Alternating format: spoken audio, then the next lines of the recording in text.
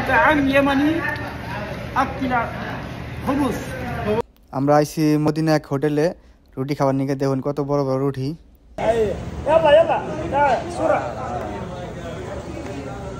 रोटी का फोटो लो, कितना बड़ा रोटी है। ما شاء الله ما شاء الله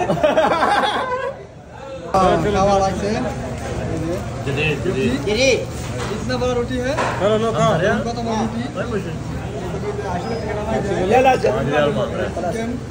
أنا خلاص أنت أنا خلاص वो तोड़ के दो ना। बोले तुम बोले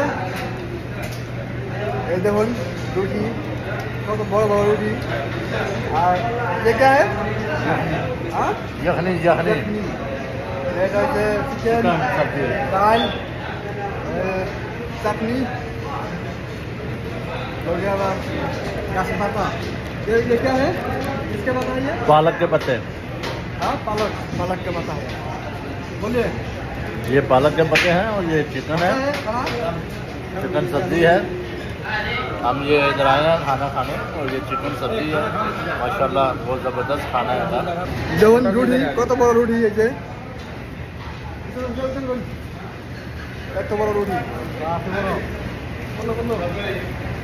একটা খাইছি আর একটা নিয়েছি এই যে সৌদি ইয়ামিনি রুটি। ইয়ামিনি না ইয়ামিনি না مطعم يمني مطعم يمني أكل خبز খবুজ ইয়ামিনি খবুজ। এর নাম হচ্ছে ইয়ামিনি খবুজ।